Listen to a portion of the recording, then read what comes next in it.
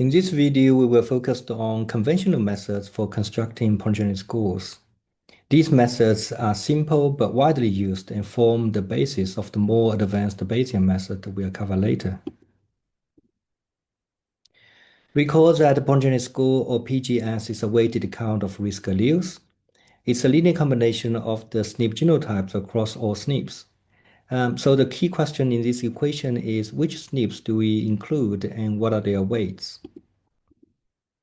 In practice, we don't know the true SNP effects. We only have the GWAS estimates, which are noisy. Including SNPs with very small or poorly estimated effects can add more noise than signal. On the other hand, if we include all SNPs, we might overestimate the SNP effect by double counting information from SNPs in high LD. These two issues motivate the approaches we are going to talk about now. Broadly speaking, there are two strategies. The first one is clumping and p-value thresholding, or C plus PT, which selects a subset of approximately independent SNPs with strong evidence for association. The second approach is the whole genome regression, which include all SNPs but adjust for the effects for account for LD, typically through shrinkage. The typical methods include the BLUP and the Bayesian methods.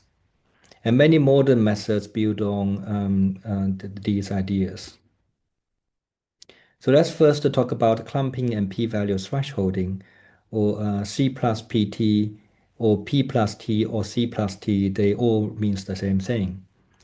The first step is to scan through the association signals, and in each of the association tower, we select the most associated SNPs, removing all the other SNPs in LD with it. And the second step is we apply the p-value threshold so that only SNPs below that threshold are included. And we are testing this the prediction accuracy with this p-value threshold in an independent tuning sample. Both steps involve arbitrary choices, which is one of the main limitations of the method. And this slide shows how prediction accuracy may change as we vary the p-value threshold and also the LD R-square threshold in the clumping step. The best threshold is likely to be trait and sample specific. So this must be chosen using an independent tuning sample. And this tuning sample requirement is another limitation of the C plus PT, especially when the sample size are limited. An alternative strategy is the whole genome regression. Best linear unbiased prediction, BLUP, or ridge regression is one class of the methods, and Bayesian methods is another class of the whole genome regression methods. Both classes of methods fit all SNPs effect as random jointly in the model, so that we borrow information across all SNPs. And both of the methods also impose shrinkage on the estimation of the SNP effects to get rid of the noise. A BLUP is a classic example of this approach. So how does BLUP work? Well, BLUP is based on a linear mixed model. In this model, the phenotype is modeled as the outcome of the fixed effect plus the SNP effect and plus the residual term. And for simplicity, I only put the population mean here, but in practice, we can fit different covariates as fixed effect. The key feature here is we are fitting all of the SNPs in the model, and the SNP effect are fitted as the random effect. And what does that mean is we assume the SNP effect come from a distribution, specifically a normal distribution with mean zero and a common variance, sigma square beta. So these slides just reinforce the key assumption underlying BLUP. All of the SNP effect has a normal distribution with a common variance. This means that all of the SNPs have non-zero effects. If we are considering 20 million SNPs, then 20 million SNPs have non-zero effect, and all of them has a very small effect size. Well, it's questionable how this assumption is realistic. How much is this assumption is realistic, but it works surprisingly well in practice. Best linear unbiased prediction is a methodology to estimate the random effects invented by Henderson almost half a century ago. The best means minimum mean square error within class of linear predictors. Linear means is the random variable the linear function of the data y. There's no nonlinearity there, and it's the unbiased estimation. So the average value of the estimates of beta is equal to the average value of the quantity being estimated. Predictor is just a historical word to distinguish the estimation for random effect from that for fixed effect. Okay. So this is the mixed linear model, and we can obtain the blob solution for the SNP effect by solving these sets of equations. And a key quantity here is the lambda. All the other quantities are known data. X is the genotype matrix, Y is the vector of phenotypes. The I here is the identity matrix with the dimension of number of SNPs by number of SNPs.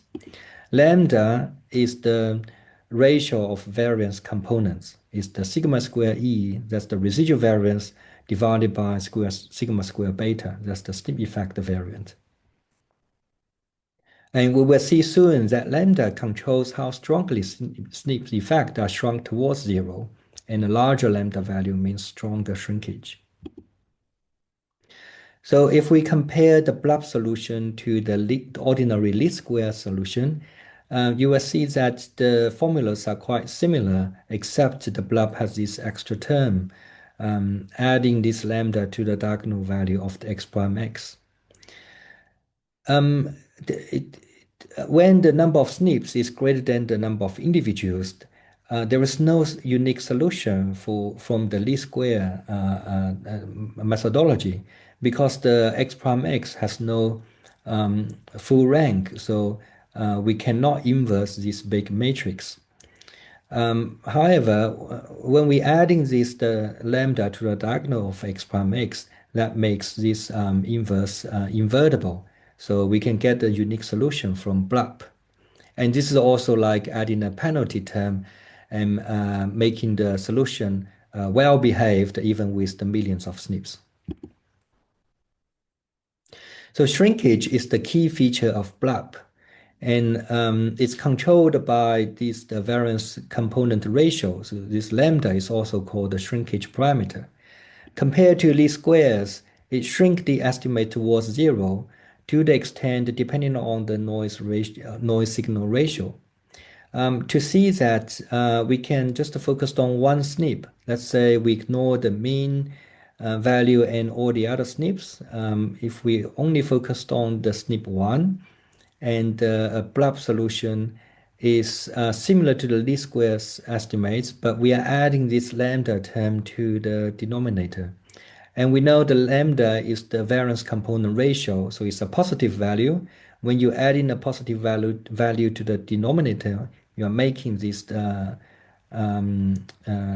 number closer to zero. So this shrinkage is actually a good thing because it reduces the overfitting and improves the prediction in new samples. Okay, and to better visualize the shrinkage, let's consider this example. Here we simulate a number of SNPs with the true value either -2 or +2.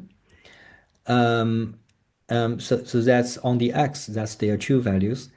And on the x-axis, we have their least square estimates. And to mimic what happened in GWAS, where only the genome-wide significant SNPs are selected, we truncate the least square estimate by only keeping the SNPs with large effect. So only the effect below -4 or above 4 is kept. And then you will see that these estimates are biased because of the selection bias. And it would be nice that we can put these estimates back towards the diagonal line so that they becomes unbiased. And that's exactly what BLUP is doing, is shrinking these effects back to the diagonal line, and that avoids the selection bias. This is not a property that the predictor built from the least square estimates can do. Mathematically, this can be expressed as the special type of unbiasedness. That is, the conditional BLUP estimates, the expectation of the true value is equal to the BLUP estimate. And this type of unbiasedness is different from the least squares unbiasedness, where the expectation of the least square estimates conditional true value is equal to the true value. And if you think about that, this least squares type of unbiasedness does not really make sense for the random effects because we assume the random effects has expectation of 0. For the BLUP unbiasedness has a desirable property for the genetic predictor because it says the expectation of the observed is equal to the predictor. That means if you regress the phenotype on the predictor, you get the intercept of 0 and a slope of 1, and indicating we have unbiased estimates of the phenotype. And that's the desirable property in the genetic prediction context. And once we have the BLUP estimates for the SNP effects, then calculating the PGS is straightforward. Let's say we have the individual to be predicted, and this is its genotype for the 10 SNPs. To get the PGS, we need to multiply the genotype by the SNP effect estimate from BLUP for each of the SNPs, because the BLUP does not lock out any of the SNPs, so each of the SNP has a non-zero effect. We need to count them in the prediction equation. And the PGS is the linear combination of all the SNP effects. So importantly, BLUP use all SNPs and does not involve any SNP selection or pruning. One key practical question is where do we get the lambda from, the shrinkage parameter? Well, if we know the SNP effect variance, then we know lambda. But usually we don't know that.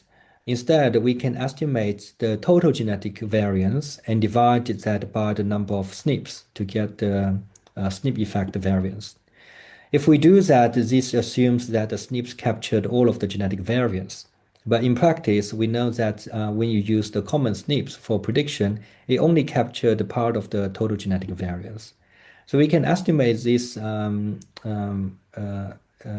variance component using the Ramo approach or the Bayesian methods. Alternatively, we can also use the cross-validation to get the empirical estimates of the lambda. So you can partition your whole data sets into different folds and leave one fold out for validation and use the others for training. Try different lambda values and see which one maximizes the cross-validation prediction accuracy. And that will be the lambda value you used for the target population. And last but not least, the BLUP can also be implemented using GWAS summary statistics only. If we look at this BLUP equation, ignoring the fixed effect, you may recognize that this x prime x is actually part of the LD correlation matrix, assuming the genotype has been standardized to have mean 0 and variance 1. And the GWAS marginal effect, Bj, can be expressed as 1 over sample size times x prime y. And then you may found that this x prime x can be replaced by n times the LD correlation matrix R, and this part can be replaced by the sample size times the GWAS marginal effect. In other words, The LD correlation matrix, GWAS marginal effect size, and sample size are sufficient statistics to construct the blob equations without the need of the individual level data. And this is a nice thing to do in practice without accessing the individual level genotypes and phenotype data. Blob has been hugely successful in animal and plant breeding. In this context, the polygenic prediction is used to estimate the breeding values of selection candidates, and this is known as the genomic selection. And you can think of the genomic selection as precision medicine for animals, and that's decades ahead of the human genetics in real-world application. One commonly mentioned example is in the dairy industry, blob drives the improvements of the genetic progress for the milk production per cow, and of course the nutrition and farm management plays important roles, but the genetic improvement has make a substantial difference. And this slide shows example of the blob-based prediction for Crohn's disease in human genetics. This study collects large samples of cases and controls and applies different methods. This genetic profile risk scores basically is the clumping plus p-value thresholding method, and they have this blob, elastic net, and the base R. This is the multi-mixture component Bayesian methods we will talk about later. And they evaluate the prediction accuracy using the AUC from cross-validation. Overall, the whole genome regression approach performed better than the clumping and p-value thresholding approach, and blob reaches the relatively high prediction accuracy, just slightly less than the base R method. Okay, so in summary, C plus PT is a simple but commonly used method to calculate the polygenic scores. It involves the SNP selection and requires an independent tuning sample to select the p-value threshold. blob simultaneously estimate all SNP effects as random in the model. It does not require us to prune SNPs on LD or select by p-values. We use all of the SNPs for prediction. It has nice properties such as unbiasedness and minimum prediction error variance if the model is correctly specified. It does involve the strong assumptions on the SNP effect, specifically assumes the normal distribution of SNP effect with equal variance. And you would also need to specify the shrinkage parameters. If the assumption is violated or the shrinkage parameter is not correctly specified, then this nice properties does not hold. And last but not least, it can work with the GWAS summary statistics, and that's nice because it unleashed the GWAS power with large sample size. And these are the recommended reading to if you want to know more about these blob theory and the methodology.